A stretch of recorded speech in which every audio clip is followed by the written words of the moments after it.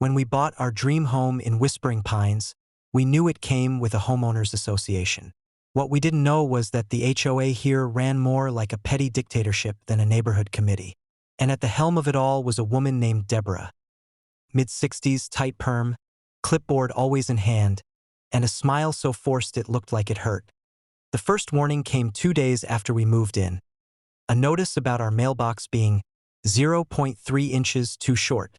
Then, a fine for leaving our garage door open for more than 15 minutes. It was annoying, sure, but we figured we'd play nice and stay under the radar.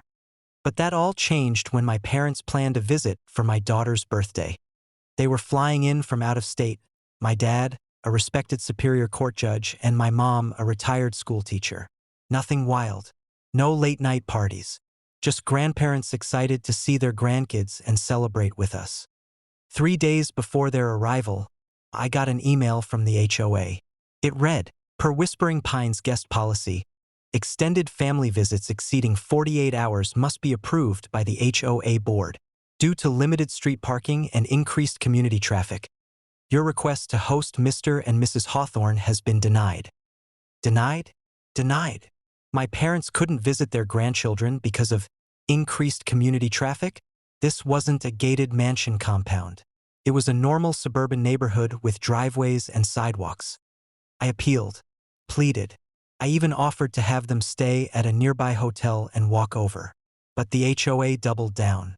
Deborah sent a follow-up notice threatening daily fines if unauthorized visitors were observed entering our property. I was furious, but I kept calm. That weekend, I called my father, told him everything. He was quiet for a moment, then simply said, "Send me the HOA bylaws, all of them." My dad doesn't get loud. He doesn't slam doors. But when he does speak, people tend to listen, especially when he's wearing his black robe in a courtroom. And after reading through the HOA's documents, he made a few calls. Fast forward 1 week. The county commission held an emergency session. At issue, Whispering Pines HOA and their enforcement of visitor restrictions that may constitute unlawful interference with familial rights and freedom of association. The presiding legal authority for the session? My father. He recused himself from the final vote, of course, but not before testifying about how these HOA policies could amount to discriminatory practices and overreach, especially when applied selectively to certain families.